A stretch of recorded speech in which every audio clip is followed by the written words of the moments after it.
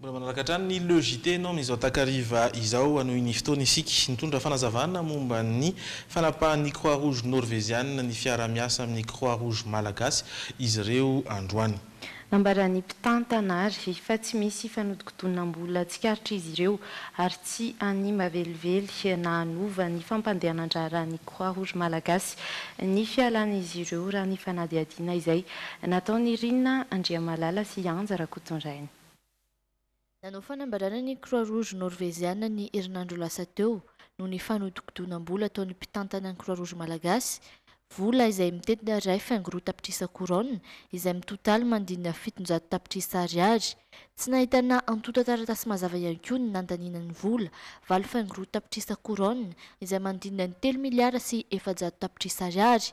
Miandry ny pirofo entin'izy ireo kosa ny ao anivon'ny fitantanana malagasy mba hanamarinana izany. Kaseo le niteneniko hoe nisy fanodikotonam-bola honya tato Croix Rouge malagasy izahay mpitantana ao anatin'ny gouvernance aloha amin'izao fotoana izao mbola tsy mahalala an'io satria ny mpitantana dia fantatrareo tsara fa ny management no mitantana ny Croix Rouge malagasy zany fa tsy izahay tsy mandatsy fa miandry zay amin'izao fotoana izao hoe aiza le zavatra zay soketahanareo anay.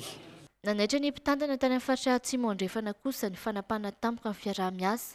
Nambaran'izy ireo fa nandritry ny fidinana nataon'ny norvégienne tany an-toerana dia tsy nisy ny ayahin'izy ireo ary mbola nilaza izy ireo fa hanao ny fampiasam-bola. Tonga tany zareo tonga hatrany Ankiloka satria zahay mandeha tonga hatrany ambanivohitra Betioky, Ankiloka, Tuiliara 2 regny esanay jiaby miaraka aminjareo. Dia tamin'izay efa tonga tany délégation norvégienne miaraka amin'ny fédération dia hoe satisfait afa-po izy tamin'ny asa tany dia hoe mbola hanohy asa mbola tonga teo za fa mbola misy asa tokony ataontsika miaraka. Octobre 2017 dia gaga zahay amin'izao lasa ohatra hoe misy zavatra mitovy amin'izany ohatra hoe tampotampoka aminay mahagaga anay zany hoe misy contredire les zavatra niteneniny tamin'izay sy ny zava-misy amin'izao. Miandry ny pirofo araka izany ny rotonta hanamarinana ny fahabangam-bola tsikaritra eo anivon'ny Croix Rouge malagasy. Fa nanantamteraka fivananana ho an'ny Masoivo Air Mauritius fivananana mivarotra tapakila Air Mauritius betsaka indrindra ny sabotsy teo no nisy ny lanonana loka ny fanolorana ny loka ho an'ireo 20 na lafo tapakila indrindra. De voyage iray avy amin'ny Dodo Travel no nandrobaka ny loka goavana avy amin'ny Air Mauritius. Izy no nahazo ny TV écran plat no ny famarotany tapakila maro indrindra tamin'ny volana martsa teo. Raha ny fitantarany tsy nisy ny pakiady manokana fa nampitomboana ny dokam-barotra. Miezaka ny sitona ny client nanao ny publicité farak'izay betsaka indrindra ho an'ny Air Mauritius dia tsy nampozina moa le izy zany fa faly hoe nahazo an'ilay laharana voaloha fa tao anatin'ny fifaninanana dia tsy nisy ny traikefa moa zany fa dia ohatra mivarotra rehetrarehetra ihany miezaka mandresy lahatra ny mpanjifa miezaka mandresy lahatra ny client dia resy lahatra hoe eny arafa dia Air Mauritius ny andehanana misy mantsy mandeha makany Paris misy Maketsy Maurice fotsiny raha Maketsy Maurice fotsiny moa zany dia Air Mauritius misy mandeha Paris misy mivoaka ny velany dia anisany lafo zany izay hoe nalafo Air Mauritius au lieu de nalafo kompania hafa. Tanjon'ny Air Mauritius tao anatin'ny hetsika ny fampitomboana ny mpanjifan'izy ireo eo ihany koa ny hanatsarana ny sehatra ny fizahantany malagasy. Ny agence de voyage mivarotra ny Air Mauritius moa zany dia afaka nandray anjara daholo. Dikan'izany miisa telopolo maherina entre telopolo efapolo zany ny isan'ny agence de voyage ka ny agent rehetrarehetra miasa amin'ireo agence ireo dia afaka nandray anjara daholo. Mandrindra ny telopolo ny agence de voyage nandray anjara ary ny 20 tamin'ireo no nahazo loka, écran plat, téléphone, rice cooker ary loka maro hafa no nizaraina ny sabotsy teo. Fa ny vaovao antsika manaraka dia hitondratsika amin'ny maresaka any ivelany hitarafantsika ihany koa ny fanarahany any ivelany ny vaovao avy eto an-toerana. voaresaka eo amin'ny tontolon'ny fampalaam-baovao iray sampirenena tokoa ny zava-misy eto Madagasikara amin'izao fotoana fahitalavitra vahiny sy lahatsoratra an-gazety maromaro no isan'ny niresaka ny hetsika izay nitranga nanomboka ny sabotsy lasa teo samy manana ny fomba nitondrana izany ireo aino amanjery ireo mamintina fohy amin'izay ity sary arantsika manaraka ity. Ce dimanche matin, retour au calme dans le centre d'Antananarive. Izany ireo ny ezakany tatitra ny zava-misy teto Antananarivo nanomboka ny sabotsy teo ny TV5 Monde Afrique fifandonana mahery vaika nandritra ny adiny telo nitranga raha ny fotoan'izany ity fahitalavitra ity.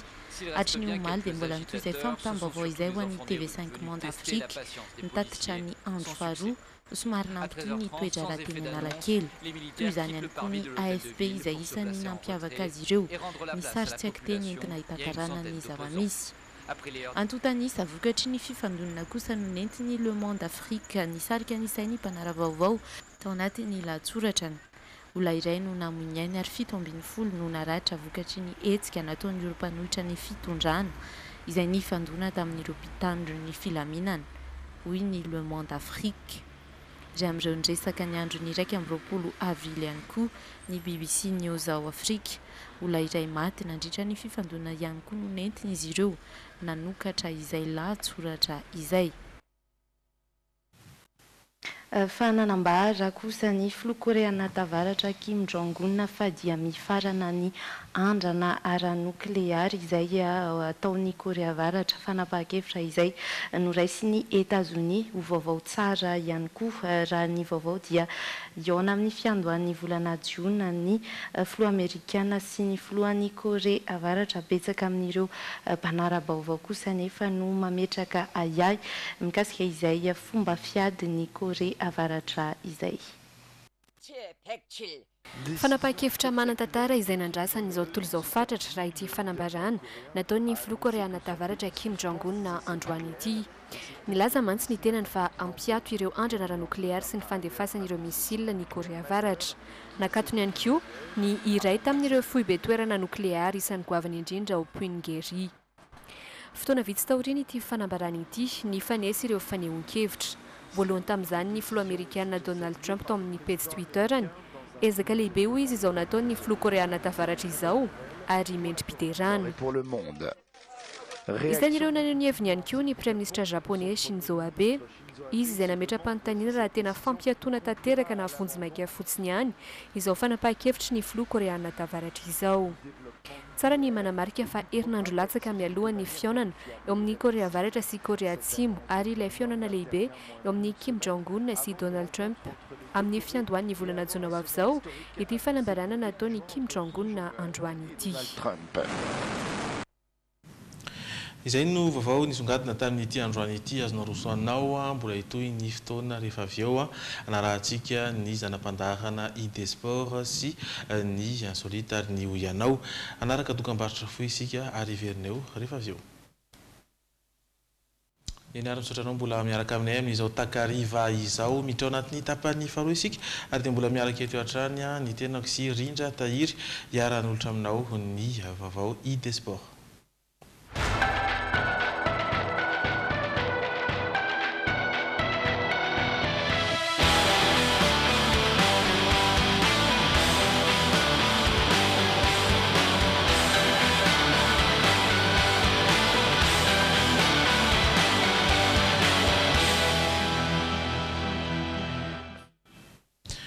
Teo aza ny toerana mafana teo amin'ny firenena dia tsy nanakana ireo mpanao fanatanjahantena sy mpikirakira izany ny ireny hetsika ireny araka izany dia maromaro sy feno ny vaovao entiny Andrianan'Andriamasy sy misy arazafinjatovo aminao amin'ity takariva ity. Ambom-piaona ny fiaonana ara-piralahiana iray sampirenena tokoa ny herinandro iny raha teo amin'ny fanatanjahantena teo alohan'ny taranja baolina kitra izay ny fanandriana ny Knap Sport tompon-daka ny Madagasikara sy ny klubany AE Ramasavy amin'ny Barcelone ny Espagne nisy ihany koa ny fifandonana ny ekipa voafantina tamin'ny Coupe du Président tamin'ny ekipany Armée de la Neva Russiane ho an'ny taranja basketball isan'ireo vaovao izay hoentiny Andriana Andriamasy misy raha zafinjatovo ireo. toy ny fanazarantena tsy niady mihitsy ilay lalao iraisam-pirenena fanandrena knapsa sport tompondaka Madagasikara tany klobany AE Ramassa avy amin'ny Barcelone Espagne équipe amin'ny Scas division faha-efatra ny antoerana teo am-pialantsasatra dia fantarika anisa 4-0 Ronaldo sy ny ekipany tsy natotra mihitsy ny Espagnol mbola nampy baolina 5 malagasy nandritra ny fizaram-potoana faharoa ka 7-0 ny hafarany nateo aza mivokatra dia natsiaro afa-po ny fikamanana tsy miankina ny gouvernemanta Yamuna izay nikarakara ity lalao ity. Bon, pour nous, nous apporte vraiment surtout qu'on a eu le courage de faire ça. Nailo dia zava-dehibe nahavitan'ny fikarakarana ity lalao ity. Teo koa ny fahatongavan'ny olona marina noho ny antsonay ary indrindrindrindra nanomezany knapsa ny vidim-pidirana rehetra. Ce qui nous a donné cet cadeau, vraiment. Et parce que cette match, c'est pas seulement un match sportif. Ity lalao ity dia tsy lalao ara-panatanjahantena fotsiny fa lalao ho an'ny fandriam-pahalemana araka ny hafatra avy amin'ny firenena mikambana hoe ho an'ny rehetra ny filaminana. Aorin'izao dia andeha ho any an-dasy be ity kluba espagnol ity mba hijery sy hankafy ireo zavaboary malagasy ho eny amin'ny croque farma ivato ihany koa izy ireo ary nokona fotoana ifaneraserana sy iresadresana amin'ireo ankizy tezaina ao amin'ny ONG Yamuna eny vontoforona ny alakamisy ataondro avy izao izy ireo no andao any Madagasikara.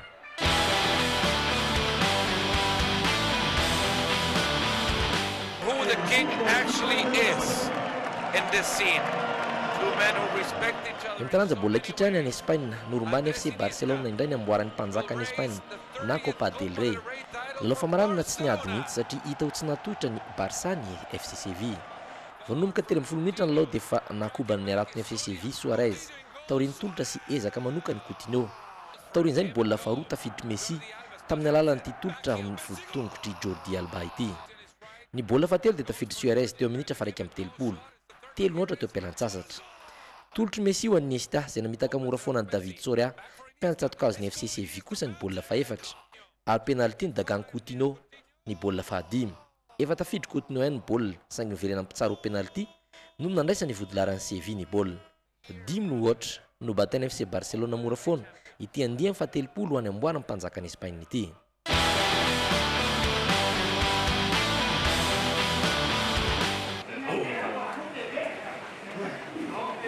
Ny sabotsy ataondro lasa teo no tonga teto amintsika ireo délégation sinoa nahitana ny solitena ministère amin'ny fanatanjahantena sinoa, ny solitena ny fédération respectena ho an'ny taranja kung fu wushu, ny solitena ny fédération sinoa ho an'ny kung fu wushu ary mpitantana sasany eo anivony wushu maneran-tany. Fitsidiana Madagasikara ny maromana koa fitsidiana ny fédération malagasy taranja kung fu wushu izay taria maître Gao. Tonga eto manao miletsaka technique formation table ahoana inona discipline wushu ahoana international zay wushu fa dia sport fotsiny tsisy programme tsy mila miletsaka fa misy programme zay fa miletsaka sport fa formation fotsiny technique fa tsisy miletsaka zavazafa zay dikana tsy mahita zavatra miletsaka laha ohatra tsisy programme international sy confédération africaine. Tompony andraikitra ara-panatanjahantena malagasy maro no nao tamin'ity délégation sinoa ity toy ministra ny fanatanjahantena ny komité olympique malagasy ary indrindra ireo malagasy mpiatrika kung fu wushu izay efa ho anjato mahery manerana nosy tanjony ny anetsiketsika ny taranja kung fu wushu eto Madagasikara.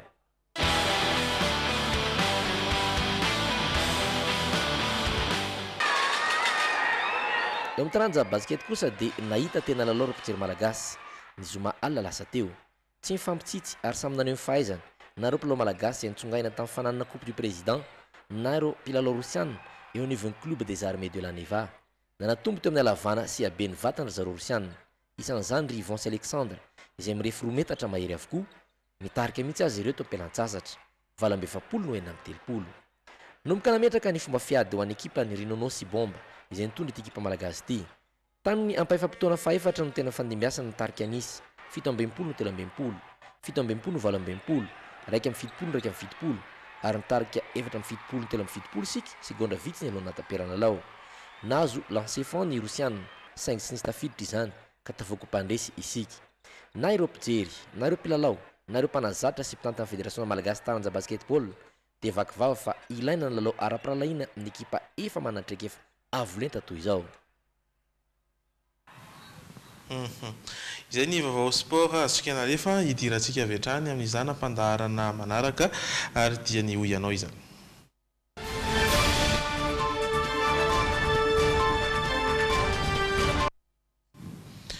Momba ny karatra sy ny manodidina azy no tena ho asiantsika resaka ao anatin'ny oianao. Firy ny isan'ny karatra ao anatin'ny fonosana iray. Izay no nanontaniana ireo sendra ny micro ny logité tamin'ity anio ity. Afaka lazaina ramosehana hoe firy ny isan'ny karatra ao anaty paquet iray? Ny isan'ny paquet iray 250. Tsy haiko. Tsy haiko zao isany. 250. Anaty paquet iray 52. 52 ngamba. 250. Eny tompoko afaka lazaina tompoko. 250. 250 dia ny fitambarana zany anankiroa 400 izany. 54. Mety firy ny isan'ny couleur anaty karatra? Ny couleur isana karatra roa. Mena sy mainty. Mena sy mainty. Loko misy isan-karazany loko. Mena dia mainty. Nisany ve? 3. Afaka tenenina se ve izay 3 izay? Anankiroa ka. Zafady anankiroa. Mena sy mainty. Anankiroa. Mena sy mainty. 4. Afaka lazaina ramosehana ve izay 4 izay? Trèfle dia pika dia cure dia carreau. Anankiroa. Mena sy manga. Na mena, manga, mainty valiny avokoa satria samy mitanirany amin'izay loko izay miompana amin'izay loko izay ihany koa ireo loko anatin'ny karatra na mena na manga na mena na mainty 250 ihany koa ny ao anatin'ny fonosana iray saika nahita ny valiny marina avokoa ny tsirairay zany hoe fialamboly ankafizitsika tokoa ny karatra. Anaraka ny zanam-pandarana manaraka tsika insolite.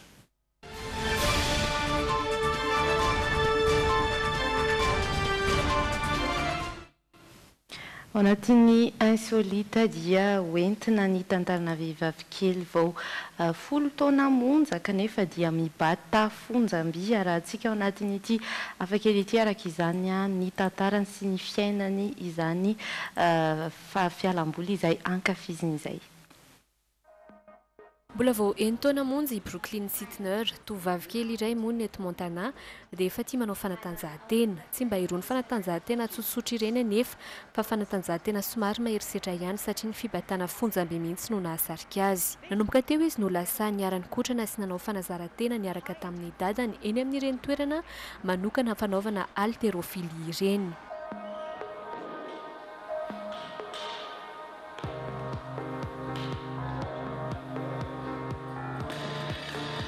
Adiny 7 isan'andro izay no fotoana lan'ny Brooklyn atokana anaovana fanazarantena. 10 taona izy ankehitriny ary mahavita milanja fonjam-by 570 kilao mihoatra. Efa maro be ireo fifananana nandraisany anjara teto Montana ka nandreseny avokoa, nahavita ny lanja fonjam-by 470 kilao mantsy izy tamin'io fotoana io. Za tena olona tia mifaninana amin'ny fiainana, miezaka hatrany manao ny mihoatra amin'izay vitako omaly. Tsy maintsy mandalo aty amin'ny salle de gym foana za isan'andro, misy fotoana aza mandeha aty rehefa alahady. Noho izay filofosany amin'ny fibatana fonjam-by izay dia ao an-trano ihany i Brooklyn no mianatra. Maniry ny andray anjara amina fifananana lehibe izay ho totosaina ny taona 2024 izao moa ny tovovavy. Ankehitriny dia mikotrana miaraka amin'ireo olon-dehibe izy ary mahavita ny vitany izy ireo ihany koa. Eny ary izay mikasika an'iny tovovavy izay miangaly sy mankafy fibatana fonjam-by iny maravarana ny fotoantsika anaraka ny mety ho toetr'andro.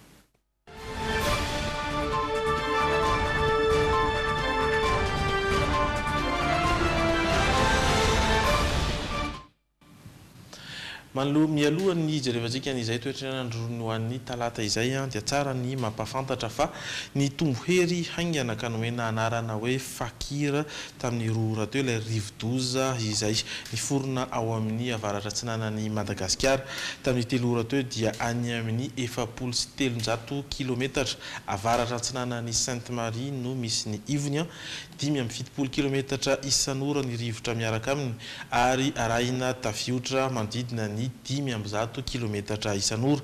Mikisaka haingana mianatsimo somary mianatsimo atsinanana izy ary mahafaka hatramin'ny 10 hatramin'ny 30 kilometatra isan'ora.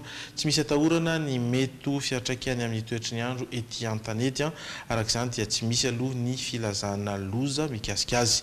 Mila mitandrina hatrany kosa ny mpampiasa ranomasina amin'ny morontsiraka avaratra atsinanana sy atsinanan'ny nosy noho ny tafiotra mety mahafaka hatrany amin'ny 70 hatramin'ny 70 kilometatra isan'ora indraindray. Toy izao ara ny mety horehetra ny andro ho an'izay tontolo andro ny talata izay. Ny maraina hirotsaka ny orana any Anaranjorofo atsinanana Vatovafitomana ary Atsimo atsinanana. Ny sisan'izay dia andrahona na andrahona vitsy ny andro amin'ny ankapobeny. Ny hariva kosa dia hipotra any amin'ny morontsiraka Sofia, any Betsiboka, Itasy, any Andrefana Naramanga ary ny atsinanan'ny Bongolava ny orana tandrifondrahona. Hisitraka orana kosa ny Ansava, Anaranjorofo atsinanana ary Vatovafitonany. Manerana ny faritra sisa eto amin'ny nosy moa dia hifandimby ny rahona sy ny masoandro. Izay ny fotoantsika tamin'ity takariva ity, saorana ianao niaraka taminay hatramin'ny fiafarany, mbola mitohy hatrany ny fandaharana eto amin'ny fahitalavitra ankafizinao raha pitso fotoanantsika. Veloma tompoko.